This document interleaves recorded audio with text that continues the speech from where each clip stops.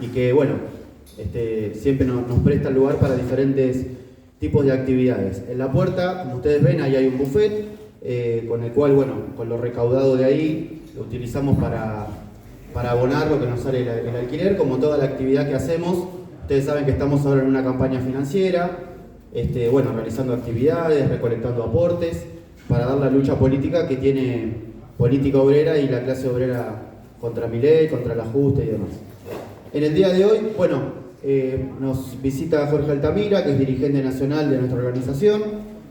Estamos haciendo un ciclo de charlas en diferentes lugares del país, en Capital Federal, en universidades, bueno, en diferentes centros y puntos, porque hemos concluido hace poco tiempo un congreso que tuvimos, el tercer Congreso de Política Obrera, donde, bueno, fue una instancia muy rica de discusión, de debate, y fundamentalmente para salir con iniciativas para intervenir en la actual crisis política que se está desarrollando a una velocidad y con muchas novedades permanentemente, y que le pone el desafío a los trabajadores de cómo intervenir frente a la situación actual. Así que, sin más, bueno, le damos la palabra a Jorge con la idea de que después haya una ronda de intervenciones, de preguntas y que motivemos una discusión. Bueno, compañeros, buenos días, bienvenidos. Espero que podamos tener un buen debate al final. Y como dijo el compañero Mariano al presentarme, el propósito de esta charla es volcar las conclusiones fundamentales de nuestro Congreso, que consisten esencialmente en cómo enfrentamos una etapa política verdaderamente compleja. En nuestro Congreso se llegó a la conclusión que después de 6 meses de gobierno de Milei hemos arribado a una situación de inflexión política. Es decir, al ingreso de una etapa en que se van a manifestar distintos tipos de crisis y fundamentalmente de agudización de los antagonismos sociales. En lo que tiene que ver con el gobierno y con su política económica, es incuestionable que se encuentre en un impasse. Cuando la mayor parte de la burguesía está pidiendo una devaluación del peso para poder activar el comercio exterior, poder activar las importaciones, reactivar el mercado interno, etc., el gobierno está en la posición contraria. Evitar una devaluación del peso y darle a la burguesía ventajas económicas por otra vía, por la vía de deprimir todo lo posible los salarios, las jubilaciones, ya por de pronto conservar la enorme pérdida que han tenido, que se calcula en un 25% de desvalorización de los ingresos de los trabajadores en el lapso de 6 meses, un récord histórico para el mundo entero. Entonces la política del gobierno, en oposición a esta devaluación, es agudizar la deflación, es decir, la caída de los precios, y para producir la caída de los precios, abortar los aumentos de salarios y abortar los aumentos de los gastos sociales, etc. De manera que entramos en un periodo muy agudo de crisis, porque tiene que ver con la depresión económica. El gobierno está empeñado en imponer una depresión de la economía, que, como ustedes probablemente sepan, ha caído enormemente en este tiempo. Con excepción del sector agropecuario, el conjunto de la industria tiene caída del orden del 20% y han crecido muchísimo, en varios miles o decenas de miles, los concursos preventivos de crisis de la patronal, que les permite legalmente despedir trabajadores sin pagar indemnización, reducir salarios. Es decir, el concurso preventivo de crisis es una suerte de quiebra económica en la que la empresa se quiere salvar a costa de trabajadores y también a costa de acreedores. Por ejemplo, postergando el pago de créditos y negociando toda esa situación. Entonces, desde el punto de vista de la burguesía, se ha llegado a un punto de crisis y de enfrentamiento muy agudo, porque el gobierno quiere imponer una política que es la contraria de la que recomienda el Fondo Monetario Internacional y es la contraria de la que recomiendan la mayor parte de los sectores de la patronal, que consiste en buscar la vía de una reactivación económica por vía de la devaluación. Y el gobierno ha optado por otro camino, que es el camino de una deflación, provocar una caída de precios, y esa caída de precios se provoca por medio de la depresión de la economía, por la ausencia, digamos, de demanda. Cuando uno examina estas dos opciones, advierte enseguida que el antagonismo social y la crisis social se va a agudizar brutalmente. Si se impone una política devaluatoria, vamos a tener una crisis muy grande a nivel de gobierno. Por de pronto va a volar todo el equipo económico. Pero además vamos a tener un rebrote importante de la inflación, porque la devaluación del peso significa automáticamente el encarecimiento de las importaciones y el abaratamiento de las exportaciones y por lo tanto una menor oferta en el mercado y por tanto va a haber en el mercado interno una suba de los precios. Y el gobierno de Milei le tiene terror a un rebrote de la inflación. Para evitar ese rebrote de la inflación, aplica una política económica que está llevando a una serie de quiebras, al parate de empresas, a suspensiones y a despidos masivos en la gran industria. Tenemos el ejemplo más claro que en ningún otro lado de las empresas de neumáticos que están despidiendo gente y al mismo tiempo convocando a concurso preventivo para tener las herramientas de mayores despidos y también tener las herramientas de bajar salarios de los trabajadores o alargar cuando sea conveniente la jornada de trabajo. Entonces, por cualquier lado que se nos mire, hay un escenario de tensión social. Y esto está afectando al conjunto de la clase trabajadora en todo el país. Al mismo tiempo, con la aprobación de ley de bases, se ha restablecido el impuesto a la ganancia de los trabajadores, al mismo tiempo que el gobierno reduce los impuestos a la clase capitalista, como ocurre con el caso de los bienes personales. Y la promesa de reducciones de impuestos mayores a medida que se desarrolle la crisis, porque la reducción de impuestos sirve al propósito de no devaluar la moneda. Es decir, a ver, si se devalúa la moneda, el exportador recibe mayores beneficios. Bueno, no vamos a devaluar la moneda, dice el gobierno, pero te vamos a reducir los impuestos. Y lo que no te damos por la vía de la devaluación, te lo damos por la vía de la reducción de esos impuestos. Todo este escenario fundamentalmente es contradictorio. ¿Y por qué es contradictorio? En primer lugar, porque la deuda de Argentina, la deuda no solo de Argentina, la deuda del Tesoro, la deuda pública, la deuda del Estado, es extremadamente elevada. Una devaluación significaría que los títulos del Estado que se ajustan por dólar darían un salto fenomenal. ¿No es cierto? Por el lado contrario, el gobierno, para evitar que esos títulos, el valor de esos títulos crezca en términos de pesos, si hay una devaluación, lo que pretende es evitar esa devaluación y está vendiendo las reservas del Banco Central que no tiene para tratar de aplacar la suba del dólar. Entonces tenemos una tirantez fenomenal.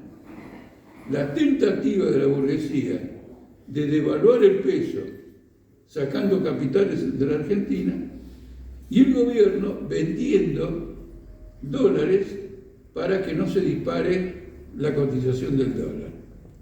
Cuando el dólar no se dispara, cuando el dólar se mantiene estable y la burguesía quiere una devaluación, se produce un fenómeno importante que es la fuga de capitales barata. Yo quiero sacar plata del país, si devalúo tengo que poner mucho más pesos para sacar una determinada cantidad de dólares. Lo que está haciendo el gobierno al comprar dólares, al vender dólares, para que no se devalúe el dólar, está haciendo más barata la fuga de capitales. Y al hacer más barata la fuga de capitales, incentiva la fuga de capitales.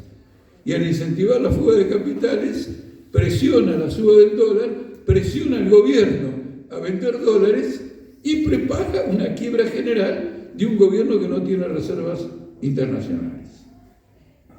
Entonces, esta comprensión de la crisis es fundamental porque sin esa comprensión no entendemos todos los choques y problemas y enfrentamientos que hay en el seno del gobierno, como por ejemplo que ahora Milei venga a denunciar a la vicepresidenta porque defiende a la selección de fútbol en esos cánticos racistas, pero ese acontecimiento se puede dejar de lado y evitar un choque con la vicepresidenta de tu propio gobierno. Quiere decir que están aflorando tensiones políticas cada vez mayores y por lo tanto una tendencia firme a la quiebra del gobierno. Una tendencia firme a la quiebra del gobierno. Una pulsada de sectores económicos. Y vinculado a esto, ha ocurrido algo que no es moco de pavo.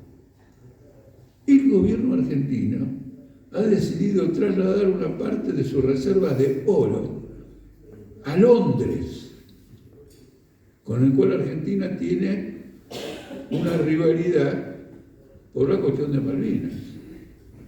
¿Cuál es el propósito de mandar las reservas a Londres? Obtener préstamos financieros con garantía del oro. Ahora, si el oro está en Argentina, el tipo que te va a dar un préstamo financiero dice, si mañana no me lo podés pagar, ¿cómo hago para sacar el oro? Lo llevo a Londres. Entonces ustedes se dan cuenta que están rematando las joyas de la abuela, pero realmente las joyas, es decir, el último remanente de solvencia financiera. Es necesario tener en cuenta esta perspectiva, porque toda ofensiva capitalista sobre las masas tiene solidez o es débil dependiendo de la solidez de la política y de la solidez del gobierno que lleva adelante esa ofensiva. Y el gobierno está desarrollando una ofensiva sobre los trabajadores al mismo tiempo que está tratando de evitar su propia quiebra económica y política. Quiero decirles algo más. El gobierno argentino está empeñando el oro en Londres para conseguir una financiación en el mismo momento en que Gran Bretaña está autorizando a una importante petrolera de Israel a comenzar la extracción de petróleo en aguas territoriales 200 y pico de kilómetros de distancia de las Islas Malvinas que están en la plataforma argentina. Es decir, que también se está negociando como respaldo económico la soberanía de Malvinas. Y Argentina entonces, bajo el gobierno de Milei, se apoya en 3 países que tienen algo en común.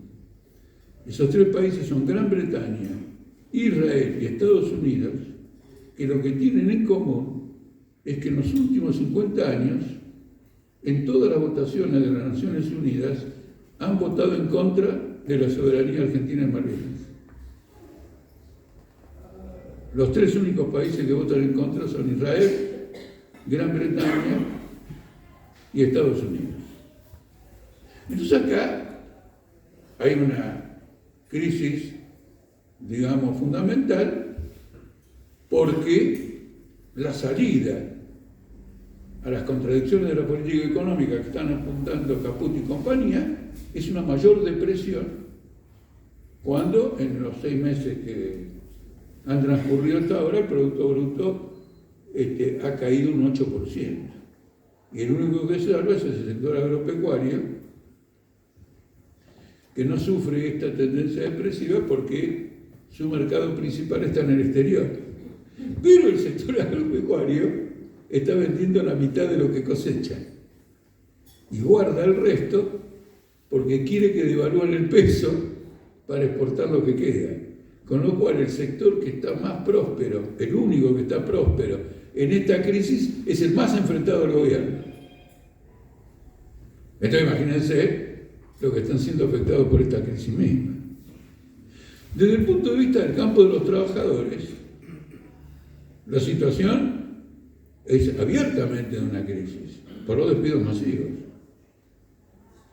que se van a agravar porque en muchos casos las empresas se han valido de suspensiones, que generalmente es un recurso que tiene alguna salida si dura poco. Se pueden adelantar vacaciones, se puede suspender por un tiempo limitado, pero no, acá hay empresas que el recurso de las suspensiones ya lo agotó y el recurso de la vacación adelantada ya lo agotó y se va a un parate completo. Es el caso, por ejemplo, de Asindar en Villa Constitución. Pero eso significa también el parate de 1.500 empresas tercerizadas que trabajan para Asindar. Y eso significa también que una población de 50.000 habitantes no va a tener recursos para sobrellevar sus condiciones de vida. Entonces hay, digamos, bajo una presión negativa de la burocracia sindical, que no moviliza absolutamente a nadie, hay una presión social cada vez más intensa que se va a manifestar de una forma inesperada, por algún accidente o lo que fuere, con que un grupo de fábricas salga una lucha, haya manifestaciones de las poblaciones frente a la situación social de esos pueblos que tienen 1 o 2 empresas que hacen al eje de la vida económica, etc. Este es el análisis que hace el Congreso para advertir que entramos en una etapa en la que la clase obrera para esta etapa necesita un programa y necesita un método. Y por lo tanto, Política Obrera, nuestra organización, va a desarrollar una campaña por ese programa y por ese método. La primera cuestión del programa es el tema de cómo la clase obrera enfrenta una crisis capitalista. Porque el objetivo, el método de una crisis capitalista es descargarla sobre los trabajadores. Puede que no sea suficiente para salvar a las patronales, pero la tentativa principal va a ser descargarla sobre los trabajadores y buscar una salida, digamos, en esa dirección. De ahí viene el tema de los despidos, los parates industriales, etc. Si la clase obrera no tiene un programa, no tiene horizonte, es como salir a la calle y no saber a dónde queremos ir. Vamos a terminar dando vuelta a la manzana. Es decir, la gente sale a la calle con el propósito de ir en una determinada dirección. Si no tiene esa dirección, queda girando. Esto muy importante porque nadie ofrece un programa. Una característica de esta situación política es que nadie ofrece un programa. Nadie hace una campaña por el reparto de las horas de trabajo sin tocar los salarios, en el cual la crisis, digamos, evita sus consecuencias en despido porque las horas disponibles para la producción existente se reparten entre el conjunto de los trabajadores. Hay una salida, hay una dirección. Es necesario concientizar en esa dirección. De lo contrario, puede haber reacciones enérgicas de los trabajadores, protestas, luchas, etc. Pero siempre, en ausencia de un programa, se va a abrir un campo de manipulación por parte de la burocracia sindical, por parte de las patronales, para desviar esa reacción positiva, combativa de la clase obrera. Este reparto de las horas de trabajo y sin tocar el salario es fundamental, acompañado de otra reivindicación. Y es que las empresas que se declaran en crisis abran sus libros. Porque junto con la declaración en crisis, las patronales usan esa declaración para cometer un fraude. Es decir, aprovecho la crisis, aprovecho una declaración de quiebra, por ejemplo, para demorar un pago a un acreedor, para bajar salarios, o como ocurre, que es muy curioso, en la fábrica Bridgestone, es muy interesante, varios obreros que fueron despedidos fueron reemplazados por trabajadores contratados. Con lo cual se ve una tendencia de la patronal a eliminar los convenios de trabajo y las paritarias y dotarse de personal de contratos determinados. Es decir, por un mes, por 2 meses, y en algunos casos, como ocurre en Brasil y en España, por un día, que se renueva todos los días, de modo que más allá de la ley base en cuanto a cuánto deben ser las indemnizaciones, las patronales se encuentran un camino para no pagar ninguna indemnización con un método que no figura en ninguna ley. Ellos mismos organizan la solución del problema en favor de sus propios intereses por medio de este método. La advertencia acerca de este problema de las paritarias se manifiesta en 2 casos en forma abierta, lo cual ilustra lo que se viene en esta pelea histórica que van entre los trabajadores. El primer caso es que el gobierno acaba de decretar un aumento del 4 o el 3% para los trabajadores universitarios por decreto, derogó la paritaria. Los salarios de los docentes universitarios no se discuten en paritaria, sino que es decidido por decreto. Ahora, con el inicio de las clases después de las vacaciones de invierno, ya están programadas huelgas de diferente duración y en muchos casos se ha votado en un inicio.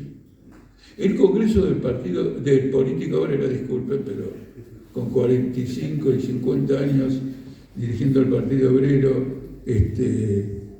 a veces, bueno, y después también hay un parecido, hay una continuidad entre política obrera, después lo que fue el Partido Obrero.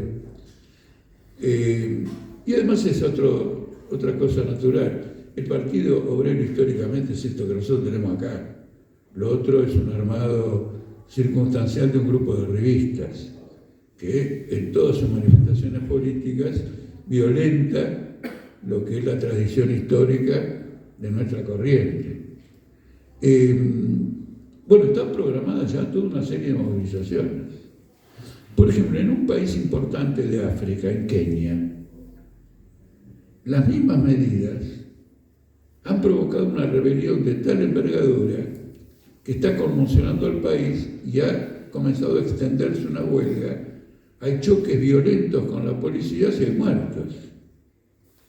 Kenia está al borde de una situación revolucionaria, exactamente por aplicar la política esta de Milei y con relación a los docentes, que fueron los que iniciaron esta movilización que va creciendo en fuerza. De paso, les recomiendo, cuando vean alguna noticia sobre Kenia, observen porque no importa que esté lejos, lo que importa es la similitud de la crisis social, la política del Fondo Monetario, etcétera, etcétera. El otro caso es el caso muy serio de la Unión Obrera Metalúrgica. Y no solo de la Unión Obrera Metalúrgica, sino de la rama de la siderurgia de la Unión Obrera Metalúrgica, que está compuesto por grandes empresas. El convenio venció en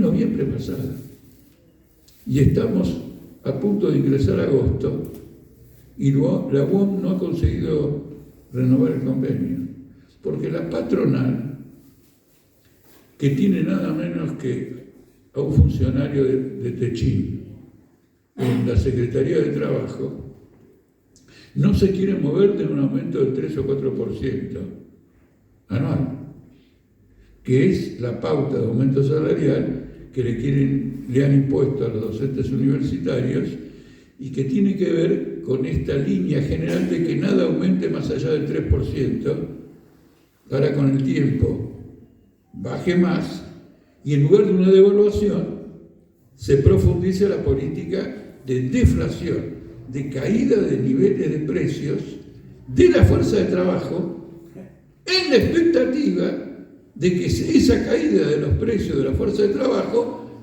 determine un freno o una caída en los precios de la economía en general. Cosa que en general no ocurre, sino que las patronales aprovechan la caída del precio de la fuerza de trabajo para mantener su estructura de precios y obtener una ganancia, digamos, superior. El otro problema, en una situación de crisis económica, de despidos, también tiene que ver con la cuestión de los métodos con que se lucha. Por ejemplo, en cierta medida, el método de la huelga aparece como agotado, porque la empresa está con un stock numeroso. Y entonces su política es vaciar ese stock, vaciar los inventarios, no producir más. Si se hace una huelga, dice, bueno, ustedes no vengan, yo no les pago, pero sigo vendiendo mi stock, me libero, no necesito producción. Entonces se plantea de nuevo algo que en Argentina se ha planteado en diversas ocasiones, no siempre, pero en diversas ocasiones, que es la ocupación de las empresas. Porque con la ocupación de las empresas no pueden sacarse el stock, no pueden mandar al mercado lo que tienen acumulado, y se transforma en un método de presión. Naturalmente que, ¿cómo se expresa esto de parte de un partido como el nuestro? Señalando esa perspectiva, llamando a que se discuta el problema. Los que van a ver la oportunidad, conveniencia de una ocupación de fábrica van a ser los trabajadores de las propias fábricas. No lo que diga Política Obrera ni lo que diga cualquier partido. La misión de un partido como el nuestro es indicar los problemas que se ven, porque nosotros, como fuerza política, miramos a la clase obrera como conjunto, en tanto que, por razones muy comprensibles, los obreros de una empresa la ven desde el ángulo de la empresa o de una localidad, etc. Naturalmente que una ocupación de fábrica, si es individual o si es aislada, es vulnerable a la represión policial. Los primeros que han advertido el problema de la ocupación de fábrica no son los obreros, fue Patricia Bullrich. Porque en la ley base se establece la ilegalidad de los bloqueos a las empresas y Patricia Bullrich ya organizó una fuerza de represión rápida, de movilización rápida, es decir, en estado de alerta, como si estuviéramos en una guerra civil, donde todas las fuerzas con armas están alerta para intervenir. Eso ocurre en condiciones normales, no ocurre en ningún lugar del mundo. Ya listos para intervenir, es decir, que advirtió, como tiene un pasado de montonera, advirtió antes que nadie digamos que se puede desarrollar esta tendencia y lo han discutido, digamos, en el gobierno y está escrito en una ley.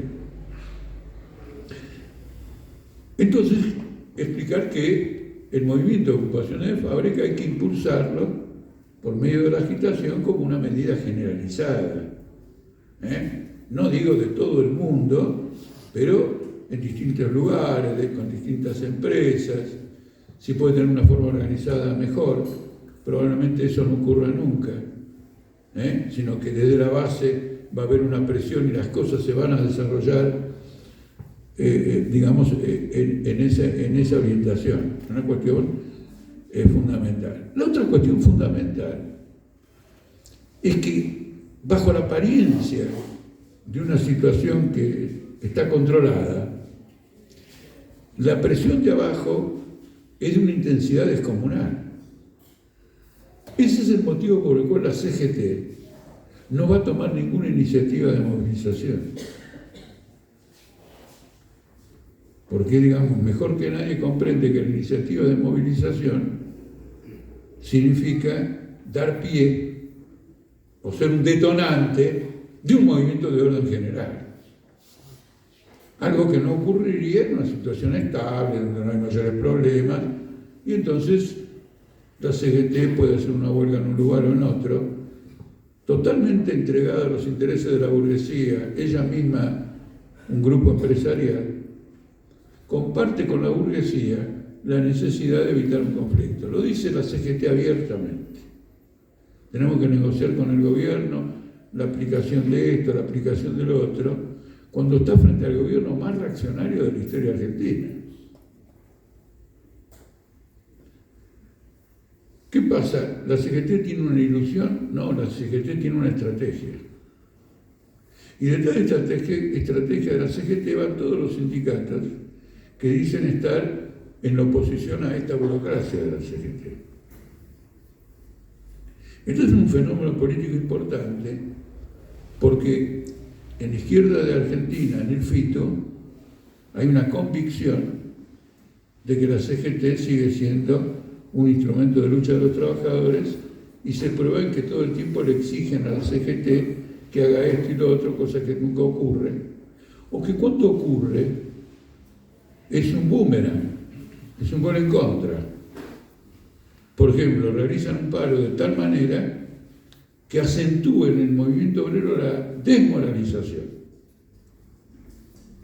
En lugar de un instrumento de lucha, es una manifestación superficial en la que el trabajador lo único que gana es la pérdida del día, de cobrar ese día y eventualmente del presentismo.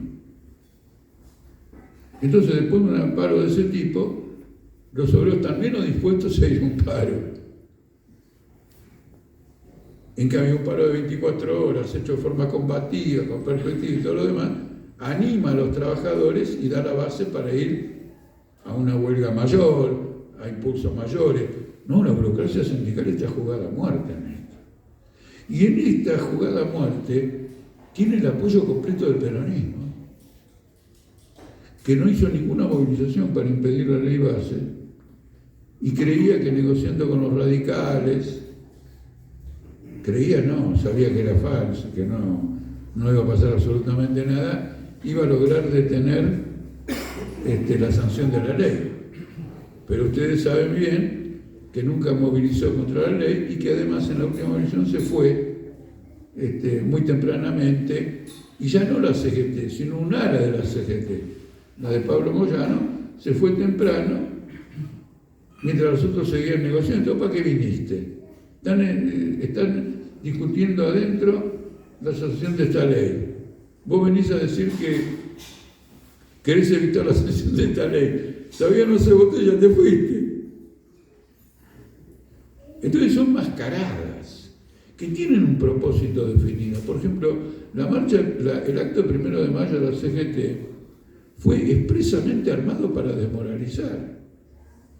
La gente fue a la calle Azopardo, a la sede de la CGT, no salió ningún dirigente de afuera, no hubo ningún discurso. El que fue ahí con un espíritu combativo se desmoralizó si tenía alguna expectativa en la CGT. Por lo tanto, fue el aparato sindical, que es el olfa de la burocracia, porque cobra como parte de ese aparato. Entonces la CGT se transformó en una encerrona, pero con el apoyo del peronismo, abiertamente. Porque ahora tenemos una manifestación de eso muy clara. Como ustedes saben, se ha votado en esta ley base que las empresas que inviertan más de 200 millones de dólares van a tener todas las concesiones habidas y por haber. De la inversión que hagan, Argentina no va a haber un mango, todo va a ser para las empresas.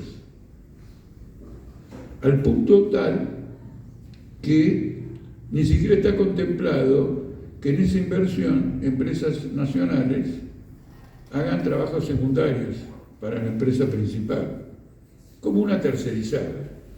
Es decir, que podrían venir con esa inversión otras empresas extranjeras a atender a la empresa extranjera principal. 200 millones de dólares. Con esto quiero, a ver, la voy a hacer más sencilla. No van a pagar impuestos, van a poder dejar la plata afuera. Esto va a durar 300, va a durar 30 años. Es decir, que cualquier medida fiscal que se adopte... Nada, puede durar 300 años. ¿Cómo dicen? Si no hacemos nada, puede durar 300 años. Fue un furcio lógico, no como los de Biden, sino que fue una mirada más profunda. Puede durar 300 años. Y tampoco va a incorporar reservas internacionales. Porque si exporta y puede dejar las ganancias en el exterior, el único beneficio son la cantidad de empleos que pueda crear y los salarios que pueda pagar. Para inversiones de 200 millones de dólares sería el 0,001% completamente falso. Todavía capaz que le da los 200 millones de dólares a la empresa israelí que Gran Bretaña le ha licitado para explotar el petróleo en Malvinas, ya que le dio el oro. Entonces, ¿qué pasa? El tema es que la principal inversión que ellos tienen la expectativa que se haga tiene que ver con la exportación de gas. Y la exportación de gas a Europa y a Asia, porque si es una exportación de gas a los países vecinos, se hace un gasoducto. Pero si es a Asia y a Europa, hay que transportarlo en barco. Eso requiere convertir al gas en líquido, cargarlo en barcos, llevarlo al exterior y que en el exterior lo devuelvan a la condición gasífera. Para eso hay que establecer una planta liquidificadora en el puerto, contratar con barcos, etc. El puerto ideal para eso es Bahía Blanca. Bahía Blanca pertenece a la provincia de Buenos Aires. Buenos Aires está en manos del kirchnerismo, la provincia, el gobernador, y el kirchnerismo se opone a esta ley. Entonces el gobierno dijo, bueno, si te opones a esta ley, Río Negro quiere exportar este gas por los puertos de Río Negro, el Cabo San Antonio, los puertos atlánticos de Río Negro. Entonces, Kicillof decidió aceptar el RIGI. En lugar de decir acepto el RIGI del gobierno, RIGI es el régimen de este tipo de inversiones.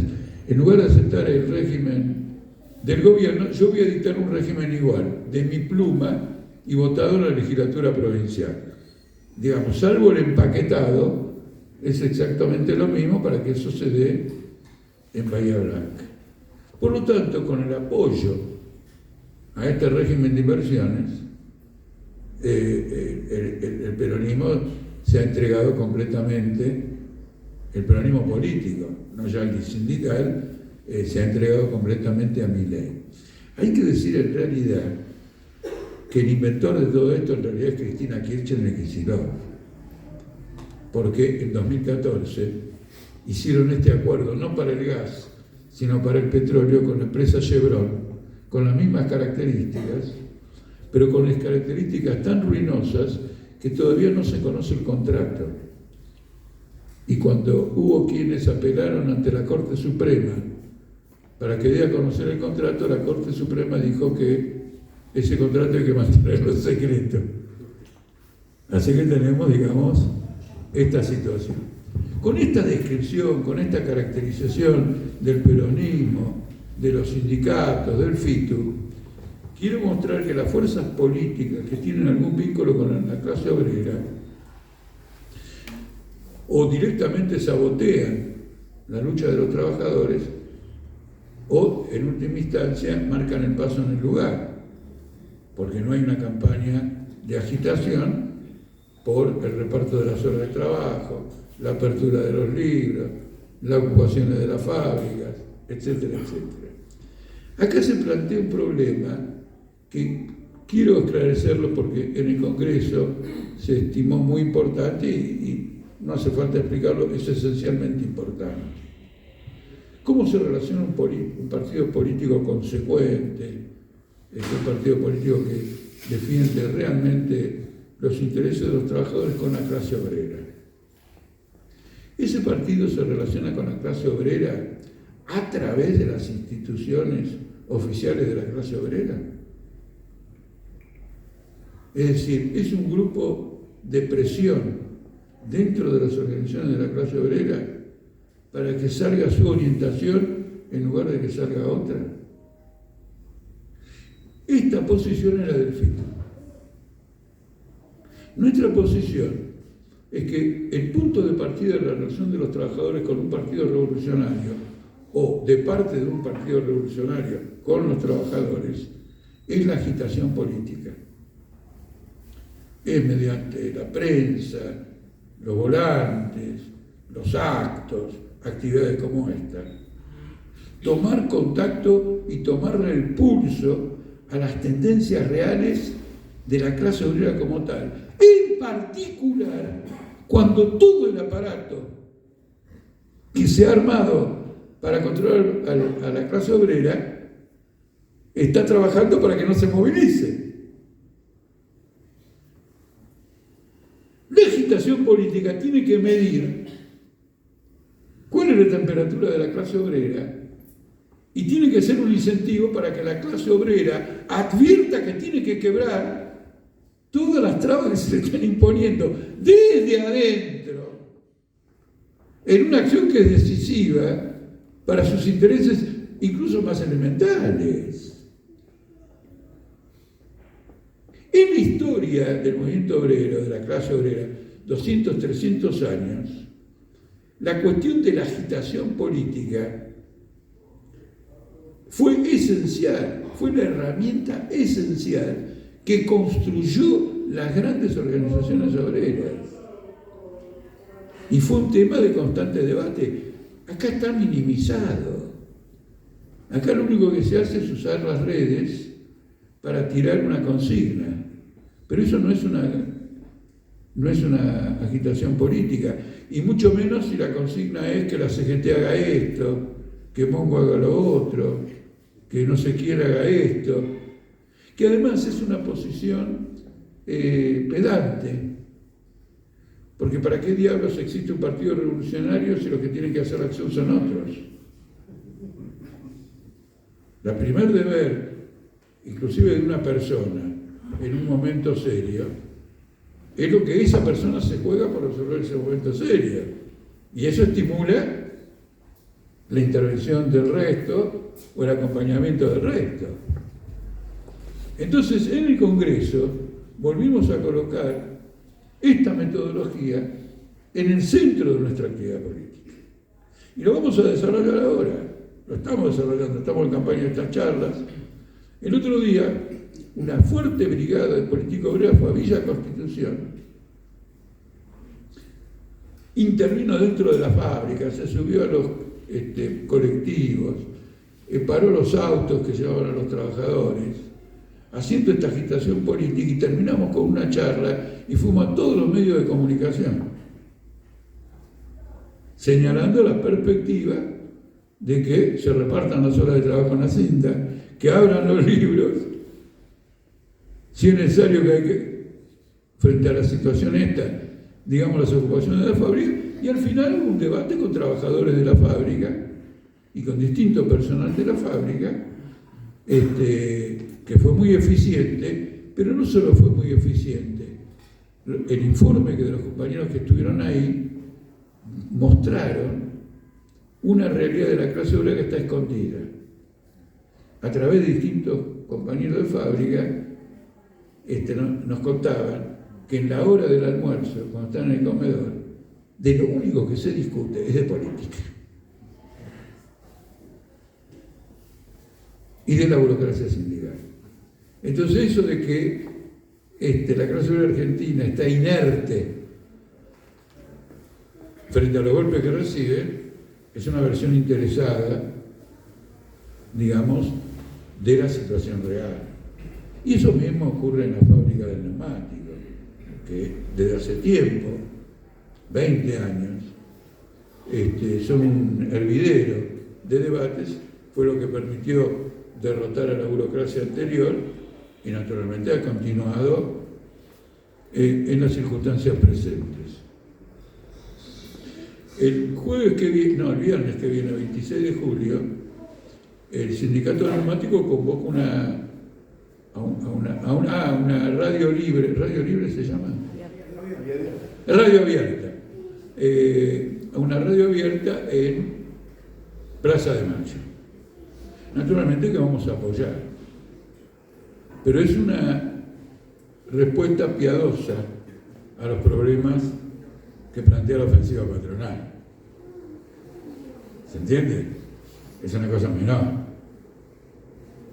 Nuestra expectativa es que esto no signifique que se quiere desviar la atención de los problemas que estamos planteando acá. El reparto de las horas de trabajo, la apertura de los libros y un plan para llegar a una ocupación de fábricas que se pueda defender, con piquetes y con adhesión de fábricas a las que ya hay que estar agitando. Y esta es la respuesta que hay que dar, porque este es un gobierno ultrarreaccionario que ha golpeado a los trabajadores con una intensidad y una velocidad que no le conocimos a los gobiernos reaccionarios anteriores, incluso a la dictadura militar. Incluso la dictadura militar. Este es más rápido y acabó más rápido. Y de ese modo van a estallar todas las contradicciones que hay en la cúpula sobre devaluar, no devaluar, despidos, etc. Porque eso va a provocar a nivel general de la burguesía, dice, mira, con el plan de Milei vamos a una situación de rebelión popular. ¿Qué es lo que dicen los informes del FMI? Todos los informes del FMI agregan la siguiente frase. Un plan de este tipo que preserve en el tiempo las medidas tomadas y asegure un clima de paz social. Bueno, hoy en el Día del Amigo creo que, digamos, la paz social, digamos, sería bastante feliz, pero si me advierten contra la posibilidad de perder la paz social, están reconociendo que hay una tendencia muy profunda que puede cristalizarse en una rebelión popular. Y nosotros contribuimos a este desarrollo mediante la lucha política. Una lucha política que es una agitación general en torno a esta orientación y una polémica y un señalamiento de que la CGT y la izquierda tradicional que va detrás de la CGT constituyen una encerrona para los trabajadores, porque utilizan los recursos que tienen dentro de la clase obrera para frenar y no para liberar a los trabajadores de la carcasa de todos los aparatos que procuran dominarla.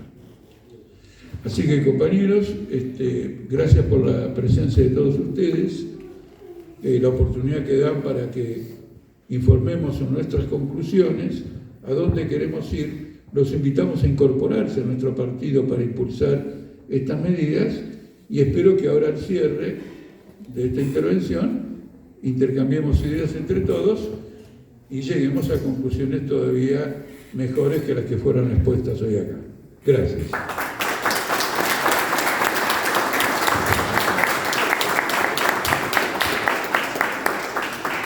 Bueno, opa, estaba alto.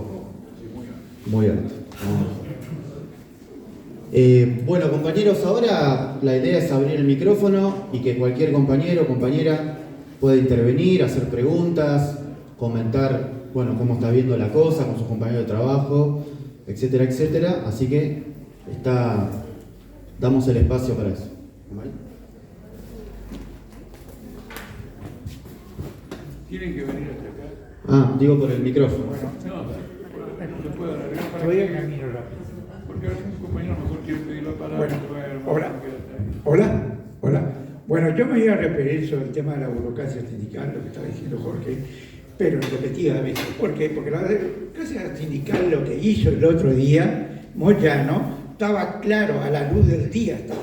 Inclusive dice, yo no quería confrontar. ¿Cómo que no quería confrontar?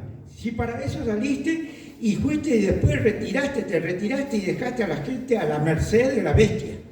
Porque esto es lo que hacen las centrales obreras hoy en día. No hay más asamblea. Entonces no hay más organización. Yo he charlado con trabajadores jóvenes que no saben de esto. Cuando yo le digo clase obrera y casi me preguntan qué es eso. Este es el problema que tenemos, que ya la clase obrera de ahora no se hace más asamblea. Hay otro que recuerdo que tengo no hace mucho, que 2 meses atrás, un dirigente de sindicato dice que los obreros, después de las medidas de Milei, cuando asumió, estaban peleando entre ellos, vos le votaste a Milei y vos le votaste. Él tendría que tener vergüenza de eso porque él no hace asamblea. Entonces, si no hay asamblea, ¿cómo quiere que la gente aprenda sus derechos? No puede aprender jamás, nunca. Es lo que hace ya vino esto de la democracia, que Rodolfo Amadeo Dar hizo, que después trató de sacar la comisión interna, pues cuando entró la otra comisión de él ya no se hacía más asamblea.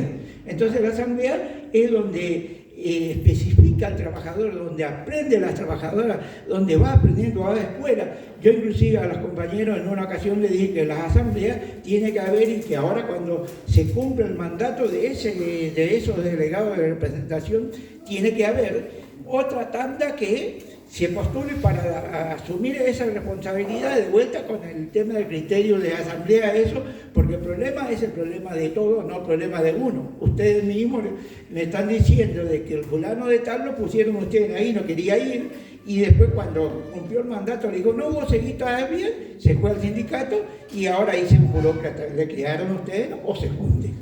Porque este es el problema que tenemos hoy en día. Hoy la evidencia es total. Yo estuve en el hospital el otro día, un montón unos 4 o 5 jóvenes que no tienen trabajo porque quedaron sin trabajo, porque los trabajos son trabajos basura, laburá hoy, laburá mañana, pasado, y el día te dice, bueno, hoy ya no te preciso. La señora me decía, mis hijos, 2, tenían este trabajo, y cuando llegó el momento de que la empresa le dijo, bueno, por ahora vamos a parar y que te pague San Pedro. Después otro me dijo lo mismo, que también toda la familia fue a votarle al Milei, contento, y 2 de ellos quedaron sin laburo con 9 años de trabajo, sin cobrar un mango. Le digo, bueno, cuando los preciso, le voy a llamar de vuelta. Es la evidencia que hoy maduró todo. Yo digo esto, que se llama maduración del sistema capitalista, y la limitación total casi de los trabajadores, porque 2 más 2 son 4. Yo soy poco número, poco de cultura, pero esto de la lucha, esto es lo que se evidencia ahora, y nosotros en Moreno somos muy poco ahora, no como antes, pero el tema de estar en la calle, en la plaza y en todos lados, es lo que está ahora a la orden del día, porque hoy en día no te tiran más los volantes como tiraban antes, porque hoy todo viene con problemas, con del gasazo, el aluzazo que yo tengo, y mi hermana mismo le tocó la luz, le vino 118.000 pesos. Y hoy en día, ¿qué te dicen ahora? Vos decís, bueno, voy a pagar cuota, ¿viste? Hay gente que es muy voluntaria para pagar. No, todo o nada. Después te lo vamos a solucionar el problema. Entonces, ¿qué viene ahora? Te saca el medidor. El vecino de al lado de atrás también le vinieron con el gas 50.000 pesos. No está acá, nunca la casa. ¿A qué hora? Y otra compañera que estaba en un kiosco, le dije yo, ¿qué vos tenés una empresa? ¿Tenés una industria? Me dice, no. Yo todos los días vengo a trabajar acá y la luz lo uso de noche y después ya se apaga. Este es el tema de las instituciones. Si no nos organizamos, no nos vamos a ir para ningún lado entre los trabajadores. Por eso, cuando hay bronca, digo yo, si está chispeando allá, que están enojados los trabajadores, pero no sabe para dónde ir, bueno, cualquiera, uno que más o menos a veces va y le dice, pero muchachos, pasa esto, y bueno, ahí te cuentan todo. Entonces digo, bueno, para esto hay que poner el pecho porque no queda otra. Esta es la realidad. Después son cientos de cosas que está sucediendo ahora, pero el tema es que no saben para dónde irse. Hace unos meses atrás pasó que se cortó la luz en casa porque hubo la tormenta esa, tiró todo y entonces un día, 2 días, 3 días y no pasa nada. 4 días, 5 días recorrí hasta que de repente unas mujeres se levantaban, no fuimos. Y vinieron unos cuantos, vino una que quedó con todo enojado. Dice, esto que estamos haciendo nosotros, los piqueteros, que estamos cortando los piqueteros, y bueno, ¿y qué estamos haciendo nosotros? Tenemos que hacer porque no queda la luz. Al rato viene uno de la empresa y dice, si levantan ahora, dentro de un rato le vamos a mandar la luz. No se levanta hasta que no vengan. Bueno, vinieron y puso la luz y se levantó. Así que estos son casos mínimos, pero antes era otra cosa, porque nosotros nos organizábamos ahí en el barrio y peleamos contra la empresa de Garro, era ahí para recuperar los terrenos y todo lo que se levantó, porque éramos pocos, porque no había casi nadie. Hacíamos una asamblea de 7, 8, y después otro grupo del otro lado y así, también lo ganamos. Después licitación al gas, también lo ganamos. Y era un poco, pero tenía un poquito de conciencia. Bueno, muchas gracias. ¿Quién pasa?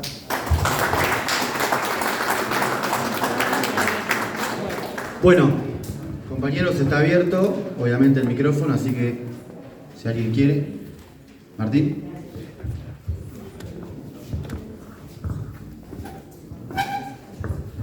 Bueno, buenos días a todos. Nada, comentarles, bueno, acá lo que dijo Jorge, bueno, es testimonial de todo lo que está pasando en la fábrica, bueno, en todos los lugares, ¿no? Que se quede tranquilo el compañero, que donde nosotros estamos, hacemos asambleas y llevamos adelante por votación cualquier decisión de los problemas que tiene la fábrica. Es testimonial esto que contó Jorge, está pasando en el movimiento obrero, hay una discusión obviamente sobre todos estos problemas que se están suscitando. En Royal justo se dio la particularidad que creo que fue mientras estaba el Congreso también, nosotros, la empresa salió a pedir que los compañeros se tomen vacaciones en relación a las bajas ventas del producto Royal Canin, que bueno, por si alguno no lo sabe, pero creo que la mayoría lo sabe, es un producto de alta gama dentro de lo que es el comercio de alimentos para gatos y perros. Y pertenecen al grupo Mars, que a su vez, o sea, están las 3 gamas de calidad de producto. La más alta, que es Royal Canin, la media, que es Eukanuba, y la más baja, que es Pedigree. Bueno, a la alusión esta de que estaban los depósitos llenos, dijeron, bueno, tienen que ir y tomarse vacaciones porque la empresa va a cerrar. Bueno, nada, allá fuimos a una asamblea con los compañeros, lo debatimos, bueno, justo fue reciente nuestra nueva reelección como comisión interna, sin ninguna participación de ninguna oposición. En este sentido fue algo positivo porque entendemos que la oposición, que por lo general son compañeros que están asociados a la patronal o al sindicato, no tuvieron, por la trayectoria que venimos llevando nosotros, de cómo enfrentar los problemas, cómo llevar adelante nuestra gestión, no les dio la posibilidad de presentarse. Bueno, fuimos a esta asamblea, lo debatimos entre los compañeros. Obviamente los compañeros, como todo el mundo, están preocupados por la situación social, ¿no?, económica del país. No somos ajenos a ello. Y bueno, nada, dijimos, está bien, votemos por tomar las vacaciones porque había vacaciones viejas.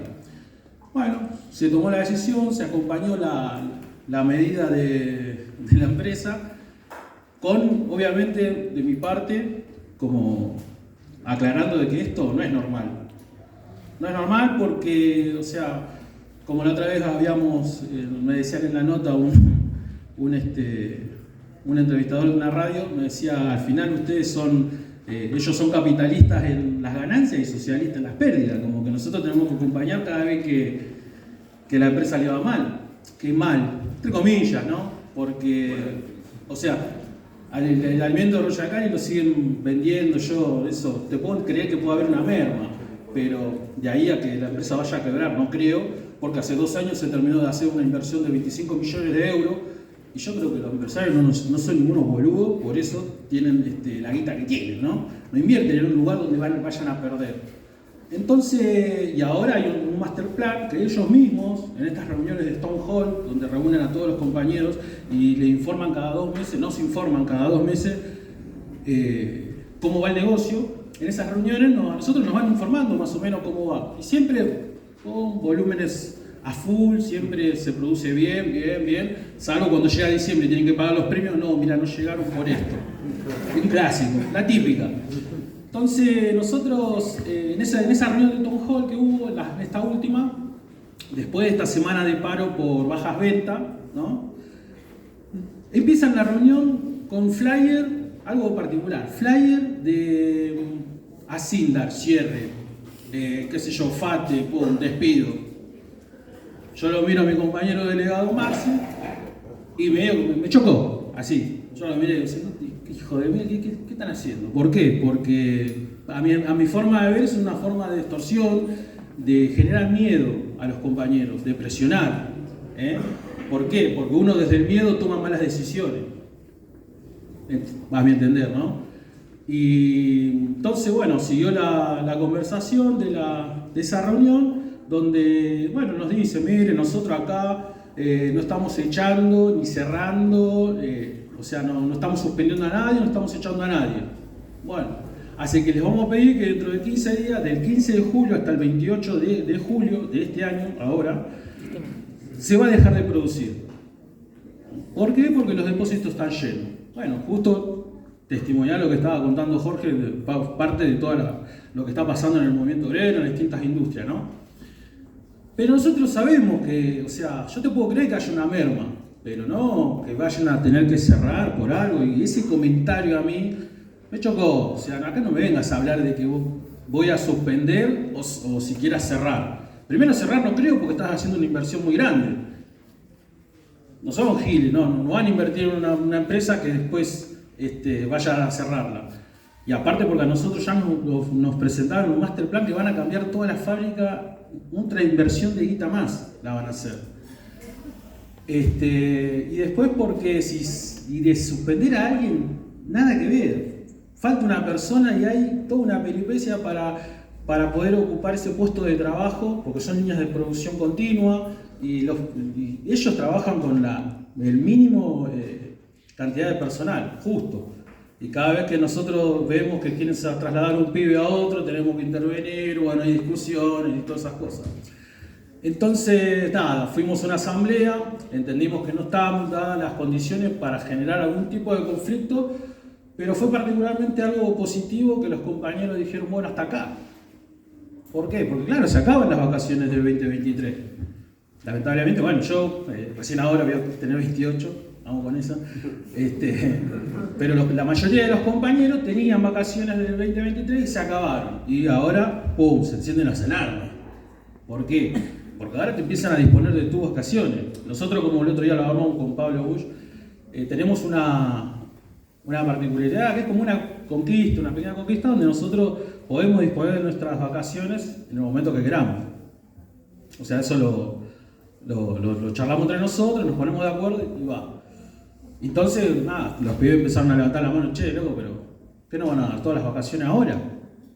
Entonces, por un lado. Y por otro lado, el tema, che, esto sigue así, ¿qué onda? O sea, ¿va a haber otro cierre? Sí, va a haber otro cierre seguramente, a nuestro entender. Y bueno, ahí es donde nosotros empezamos a hablar de, che, loco, esto hay que empezar a darnos cuenta que está pasando algo más. Y ahí es donde intervenimos en una reunión con recursos humanos y nosotros le decimos, sin saber la resolución del Congreso, repartir las horas de trabajo, bajar el piecito del acelerador. ¿Sí? Claro. no porque, o sea, no sabemos la resolución del Congreso, pero nosotros lo venimos charlando hace tiempo ya, es parte de una de nuestras consignas. Entonces, nada, dijimos recursos humanos. Bueno, recursos humanos levanta esto así como en mi máquina de escribir imaginaria y dice, después te contesta. Lo va a contestar, seguro. En un momento sabemos que nos van a decir que no, obviamente. Y a la otra iniciativa nuestra fue, bajar un poquito del pie el acelerador. No. La respuesta de recursos humanos fue no, nosotros tenemos que ser eficientes a la hora de producir, a tope, 100. Bueno, entonces nos está dejando mucho margen de cintura con este tema. Vamos a la asamblea de vuelta, chicos, pum, esto se manifiesta. Y bueno, yo advierto, digo, es algo medio, digo, acá hay algo detrás. Y que hay que tener cuidado, no hay que tener miedo, simplemente hay que ver cómo reaccionamos, qué es lo que cómo enfrentamos esto. Porque puede ser que más adelante haya nuevas suspensiones. ¿Y qué vamos a hacer? Y los pibes, no, pará, hasta ahí. Ah, bueno, bien. O sea que puede haber a futuro, nos van a volver a leer quizás en los diarios, vamos a ver cómo lo vamos a enfrentar, vamos a llevar nuestros métodos, obviamente. Pero nada, nosotros entendemos, como lo hablé con los chicos de la comisión, le digo, muchachos, estos pueden querer migrar hacia un recurso preventivo de crisis, porque están llorando la carta todo el tiro. Todo el momento están diciendo, no, estamos mal, pero nosotros no sabemos si realmente es eso, es real. La gente no deja de darle de comer a los perros y a los gatos. No pasa. Que te puedo creer que por la situación social y económica, que nosotros la conocemos, somos trabajadores y vivimos en este país. Entonces sabemos lo que ellos nos venían a tirar, a meter ficha como no, mirá el país así. ¿Qué te pensás? ¿Que no sabemos cómo está el país? Obviamente que sabemos. Pero entendemos que Royal tiene la espalda como para poder bancar esto. ¿Por qué? Sería la primera de cambio, pum, toma, anda a vacaciones. ¿Y después qué? ¿Qué puede pasar? Que vengan y te digan, mirá, presenta un recurso preventivo de crisis como hizo FATE, o como Novillo, no me acuerdo quién era, que son empresas que venden. ¿Ustedes vieron lo que sale una cubierta? Está locura. ¿Y vos te pensás que se dejó de cambiar cubierta, se dejó de utilizar un vehículo para movilizarse? No. Entonces se sigue, está bien, puede haber una merma desde ya. Pero en Royal pasa lo mismo. Y convengamos que con el costo que está el producto y todo, vale cualquier guita, no bajan el precio, si quieren mantenerse ahí. Por Y eso, como yo. Perdón, Sí. eso te iba a decir, por ahí quieran ganar en dólares. Sí, no sé, sinceramente yo lo que entiendo es que ellos tienen la espalda y el bolsillo para bancar esta crisis. No tenemos por qué pagarla nosotros, con nuestras familias. Y lo que avisoramos por ahí es que por ahí más adelante quieran presentar un recurso preventivo de crisis porque empiezan a publicar como que están mal. El sindicato encima en un momento nos tiró a nosotros, miren que la cosa está jodida, pará, amigo. O sea, yo te entiendo que está jodida, pero vos tenés los recursos para bancarlo. Entonces, yo le digo a los compañeros, ojo, porque si presentan ese recurso, nosotros vamos a tener que dar una pelea distinta. Vayamos preparándonos, vayamos elaborando todo esto para que no nos agarre de sorpresa. Simplemente eso. Y obviamente, como decía el compañero acá, sí, en todo momento nosotros estamos siempre dialogando y conversando el tema de la situación económica del país y política. Que vos votaste a este, que vos votaste al otro, eso pasa, olvídate. Eso está en todos lados, a flor de piel de los trabajadores. Así que nada. Creemos que esta la orientación que nos dio Jorge acá, que conversamos entre todos, que llevamos adelante en una resolución es la correcta, estamos bien despiertos, estamos ahí y celebro esto de que nosotros tomemos iniciativas de este sentido, de no ir pedirle a quien te está entregando, che, hace algo por la clase obrera, no, ni a palo, no es el camino. Así que nada, nosotros trataremos de, con nuestros compañeros también ver, quizás por ahí se hace lo que dijo Jorge, ir al depósito de Moreno, che muchachos, acá no tiene que salir más nada para que se genere una necesidad. Qué sé yo, no sé, veremos, ya veremos más adelante. Reclamar en la apertura de los libros. Bueno, eso por ejemplo, eso no pasó, no se nos ocurrió, pero obviamente las empresas no niegan a eso, se niegan a hacer eso, y de última, si vos querés te la dibujan también, ¿no? No, pero que sepan todos que se niegan. Tal cual. Sí, así que nada, muchas gracias, compañero. Acompañando esto que nos acaba de explicar el compañero, el informe de la entrega de oro al Banco Central de Gran Bretaña no lo dio el Banco Central, no lo dio el gobierno. ¿Cómo nos enteramos? Los empleados del Banco Central lo denunciaron a la asociación bancaria y la asociación bancaria lo dio a conocer. Ellos, que trabajan con las cuentas, esa es la diferencia entre el Royal y un banco. Ustedes no tienen acceso a las cuentas, pero ellos, un bancario, el laburo de él no son las mascotas, sino el manejo del dinero. Entonces, y conocen cómo funciona el Banco Central. Ellos advirtieron que había salido oro del país. Es gravísimo. Y se lo comunicaron a la bancaria y la bancaria lo hizo público. Pero este método, por fuerza de la crisis, ya se está aplicando. Lo cual revela que nosotros no hacemos recomendaciones, ¿cómo diría? A ver, cómo vivir mejor. Nosotros hacemos los planteos en función de las tendencias que observamos en la economía y la política. Por eso somos un partido. Me había olvidado de contarles lo de cómo nos enteramos lo del oro. Bueno, compañeros, si hay alguien más, está el micrófono abierto a plantear alguna cuestión.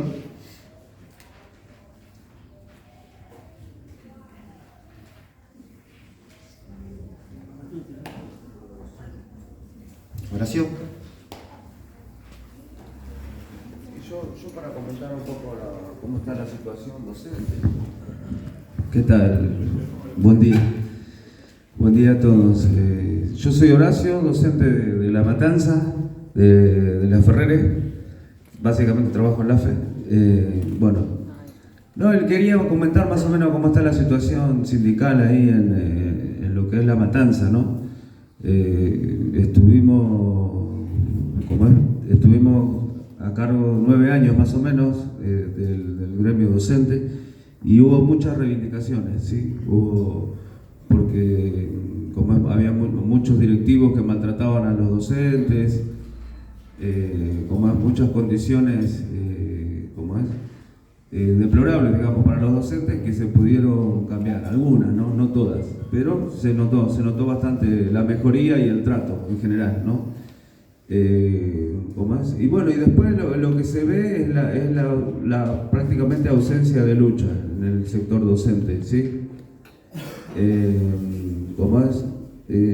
Más que nada quería decir eso. Justo ayer anduve por el gremio por otra cuestión personal y por momentos me salía a decir, ¿y para cuándo el paro? ¿Para cuándo la lucha? Pero bueno, como decía recién los compañeros, no es el camino, ¿no? Reclamarle a la burocracia, sabiendo que ellos son justamente burocracia por no actuar, ¿no? Y cómo en todo momento, el peronismo también tiene su gran cuota de responsabilidad en toda esta cuestión, ¿no? Porque de hecho, la ley base le han votado, le han facilitado, le han apoyado y le han votado todos, ¿sí? Cuando los votos no les cerraban.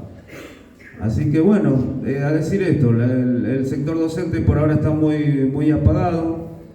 Tenemos que agitar un poco más la lucha. Hay veces que hablan con los docentes, pero como que más de uno se mira el ombligo y y dice, bueno, si estamos más o menos bien, sí, más o menos, si salís a la calle tenés que mirar para todos lados, a ver si te van a venir a sacar lo poquito que tenés. Y de hecho, se dan los ataques a los docentes, los asaltos, así que ahí, y para comentar algo de la zona, del barrio donde estoy, con respecto a la lucha, al tema de los despidos, al tema de lo que estamos hablando, hay un un mayorista, Medamax, que está, como es que hubo 70 despidos aproximadamente, ellos están con un piquete constante hace 15 días aproximadamente, y ya pasaron varios compañeros luchadores para hacer reportajes. No sé si nosotros también de Política Obrera también han pasado. Ellos están ahí con un piquete constante, ¿no? Porque lo han echado así de un día para el otro. Y bueno, así que bueno, esperemos que podamos salir a la lucha. Y todo esto tiene que ver, ¿no?, con hablar con los vecinos, no echar la culpa al voto, porque el voto es algo, ya sabemos que los que vamos a las urnas, a los que hacemos la fiscalización. Cuando hacemos la fiscalización vemos que hay fraude, ¿sí? Enseguida los peronistas, no peronistas, lo que sea, cierran la puerta. La última vez tuve una discusión bastante fuerte con una mujer que me quería maltratar porque me decía, no podés entrar. Y digo, pero si esa es mi función, soy fiscal, tengo que mirar, observar que el escrutinio salga lo más transparente posible, pero vemos que eso no pasa, no sucede, ¿sí? Entonces eso del voto es algo muy, muy relativo, así que la cuestión es, siempre estar a tono con las cuestiones políticas profundas para poder dar un fundamento y una charla más fructífera para la gente. Bueno, eso, y bueno, que siga la lucha.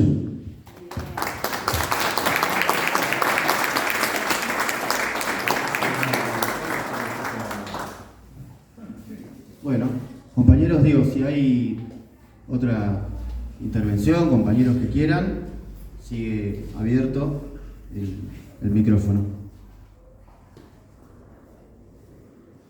Perdón, intervención no, pero me gustaría escuchar algunas palabras reflexivas sobre el resultado en Francia de las elecciones con respecto a la izquierda socialista. Bueno, la izquierda democratizante, ¿no?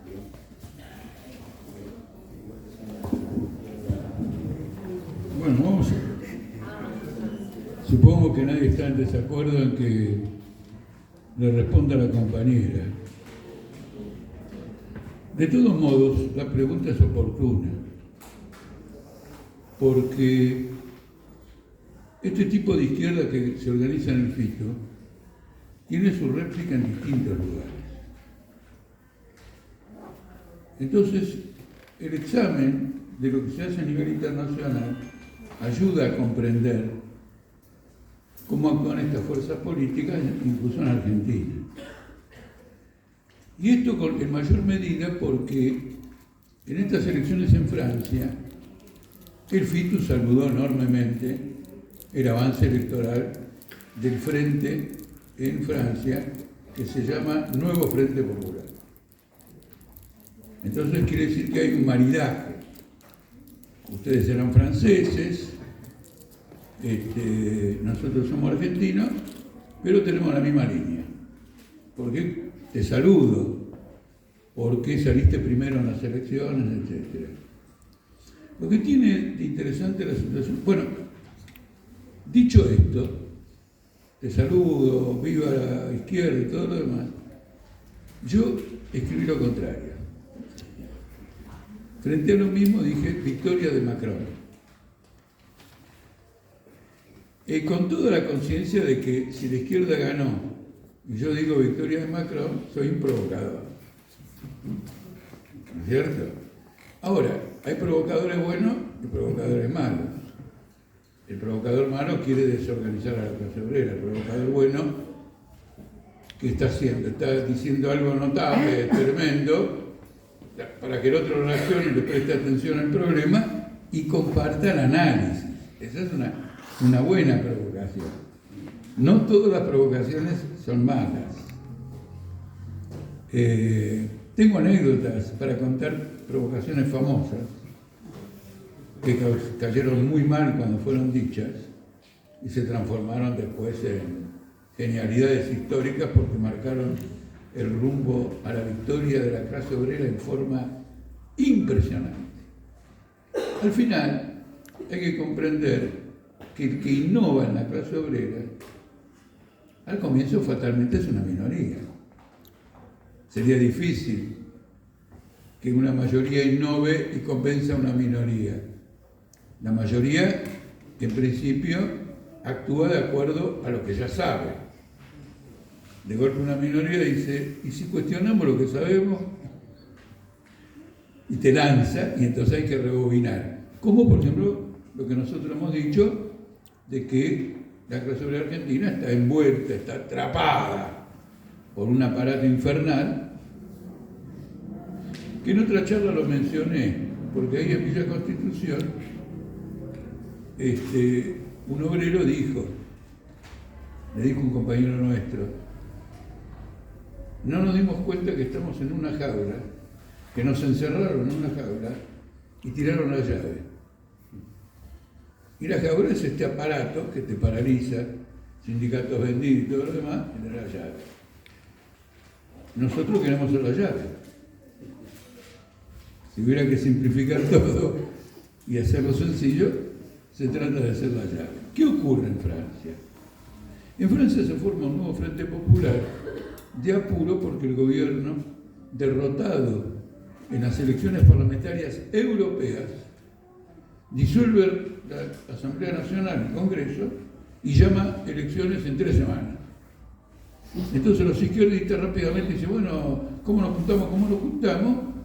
Y se juntan el aceite y el agua, con grandes contradicciones, forman algo, y todo el mundo los saluda, bien, porque al unirse ustedes han logrado que estemos presentes, y todo bien, se unieron en 48 horas, o quizá en 72, rápidamente, etcétera, etcétera. Entre las fuerzas que lo componen, hay una mayoría pequeña, no mucho más mayoría que la minoría, pero hay una mayoría que defiende la guerra de la OTAN en Ucrania. Y como defiende eso, aboga por el fortalecimiento de la industria militar francesa. Y los otros que no abogan por eso, y bueno, y en particular defienden al sionismo en Gaza. La otra minoría que denuncia el sionismo, que está de acuerdo pero está de acuerdo con la industria militar, bueno, forman rápidamente un frente. Van a las elecciones porque quieren evitar que triunfe la derecha. ¿Por qué piensan que puede triunfar la derecha? Porque en las elecciones parlamentarias de Europa, no de Francia, en Francia la derecha le ganó a todos. Ahora, al disolver la asamblea, porque el gobierno dice, perdí tanto en la elección anterior que me considero desautorizado por el electorado. No es una elección en Francia, es parlamentaria, pero acá en Francia a mí me pusieron tercero con el 18, el 17% de los votos. Y yo soy gobierno porque obtuve no sé cuánto. ¿Lo ven? Entonces dice, bueno, disuelvo la asamblea como elecciones. Ahí todo el mundo rápidamente se une con la idea de que hay que pararle la mano, no al gobierno, sino a la derecha. El problema es que en el sistema electoral francés, en las elecciones parlamentarias, en la primera vuelta salen aquellos diputados que obtuvieron el 50% más uno de los votos.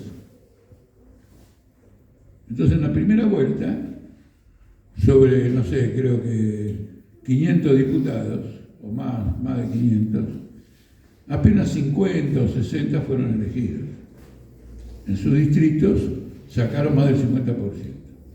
En los otros distritos hay que ir a la segunda vuelta. Con el argumento de que hay que parar a la derecha, la izquierda hizo un acuerdo con el gobierno imperialista francés que lleva adelante la guerra en Ucrania y que lleva las masacres de Gaza. Hizo un acuerdo para hacer lo siguiente. Allí, el candidato de nosotros que quedó tercero no va a la segunda vuelta y apoya al gobierno. Y el gobierno, si salió tercero, apoya a la izquierda en el distrito. ¿Se entiende? Entonces, en un distrito en que el que salió tercero es el gobierno, no se presenta a la segunda vuelta y llama a votar a la izquierda contra la derecha, en donde el gobierno proimperialista salió segundo, la izquierda, que salió tercera, llama a votar al gobierno. Gracias a este acuerdo, por un lado la izquierda sale primera, pero el gobierno pasa del segundo lugar al tercero y queda tercera la derecha. ¿La derecha perdió votos? No. Perdió candidatos por los acuerdos armados de esa manera. Mantuvo sus votos. Por lo tanto, con estos acuerdos, bueno, terminadas las elecciones, ganó la izquierda, pero no tiene el número suficiente para formar gobierno. Y entonces quedó abierta una crisis. Hace 3 días hubo que elegir al presidente de la Asamblea Nacional. ¿Y qué pasó? La izquierda presenta a su candidato porque es la primera bancada de la Asamblea, y el gobierno, que salió segundo, hace un arreglo con otros que salieron terceros y cuartos y gana la elección a presidente de la Asamblea. ¿Se entiende? Eso significa que a la hora de formar gobierno, que depende de los votos de la Asamblea, se va a repetir este esquema y el gobierno va a formar gobierno. ¿Quién ganó? Macron. ¿Y por qué ganó? Porque la izquierda, que además hizo un acuerdo podrido entre ellas, eso que hizo un acuerdo podrido entre ellas es fundamental, porque a la hora de que votemos al gobierno en la segunda vuelta, allí donde nosotros salimos tercero, pesa la parte de la izquierda que está con el sionismo y está con la OTAN. Y los otros, que algo también están con la OTAN, no quieren perder ese frente de izquierda. Entonces terminan articulando, dándole estos votos, y al final del día, el gobierno que cayó al 15% de los votos en las parlamentarias europeas, convoca elecciones y termina eligiendo a la presidenta de la Asamblea Nacional, lo cual quiere decir que ya tienen los votos para designar el próximo gobierno, haciendo los mismos acuerdos que permitieron elegir a la presidenta de la Asamblea Nacional. ¿Quién triunfó? ¿La izquierda? No, Macron. ¿Quién? Macron. ¿Qué hizo la izquierda argentina? Antes de saber todo esto, dijo: ¡viva la victoria de la izquierda! ¡Vivir por Tombledo, la OTAN, la masacre! Es de izquierda, vamos con la izquierda. Y nosotros, como tenemos como consigna decir las cosas como son y no fabricarlas ni nada, quiero victoria de Macron. Es decir, nos dimos cuenta que el tipo había armado la maniobra política que le iba a permitir recuperar el gobierno, y bueno, es un gobierno imperialista. Es una lección interesante. Es interesante primero, inclusive, como fenómeno político, pero es interesante también para ver qué nos separa de este tipo de izquierda.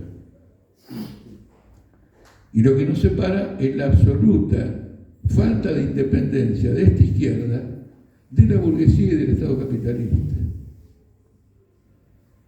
Operan dentro del Estado capitalista, no trabajan para desarrollar la conciencia de que hay que abolir el Estado capitalista y tienen que gobernar los trabajadores.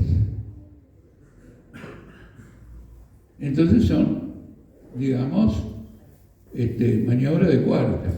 A nosotros nos ocurrió, nosotros les propusimos, cuando se produjo el 1 de mayo y la CGT estaba pactando con Caputo, le dijeron, le propusimos, vamos a un acto 1 de mayo y declaremos que acá está la dirección de la clase obrera y no la CGT, y que vamos con este programa, y todo lo demás. Lo que hicieron fue el acto de la CGT. Luego, ¿qué hicieron? Como el acto de la CGT era a la 1, armaron un actito a las 3.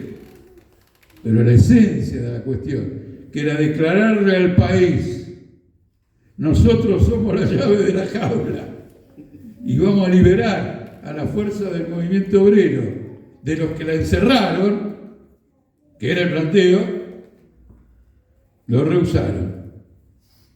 Y estas cosas son importantes porque tienen estos efectos. Entonces, ¿qué pasa? Los que en Francia, aquel domingo de la primera votación, quedaron, ¿cómo se dice?, entusiasmadísimos, porque había ganado la izquierda, y lo celebraron en las principales plazas de París, cantando la Internacional. Ahora se desayunan con esto y no tienen alternativas, porque toda la izquierda, toda la que está en el nuevo Frente Popular y la que no está, lo apoyó. Eso es lo que nosotros no hemos hecho nunca, nunca en 60 años de historia, y tenemos una bandera inmaculada. De ahí está la fuerza de política obrera. Los compañeros que intervinieron nos ilustraron muy bien el cuadro de situación. Es muy importante que hayan intervenido, muy importante. Es decir, que den cuenta de si los planteamientos políticos que se hacen en la charla tienen alguna correspondencia con la realidad que ellos mismos viven, como dirigentes obreros, como activistas, como luchadores. Incluso si hubieran intervenido o intervienen contradiciéndonos, el aporte es valiosísimo, porque entonces nosotros tenemos que pensar qué aspecto de nuestro planteamiento ha entrado en contradicción con este tipo de realidad. Y es natural, porque ¿qué somos dioses? Es natural, somos seres humanos, somos una relación política, analizamos, discutimos, armamos, y luego verificamos en la práctica si el mecanismo funciona. Lo hace cualquier, no sé, electricista. Pone los cables, y después aprieta el botón y no prende la luz. Así que espero que el éxito de esta reunión nos lleve a que hagamos un balance en octubre, volviendo a hacer una charla de este tipo, con la ventaja de que, como hicimos esta charla, podemos comparar cómo ha evolucionado todo en los 2 meses y medio que van para octubre. Así que muchísimas gracias y que pasen un buen fin de semana.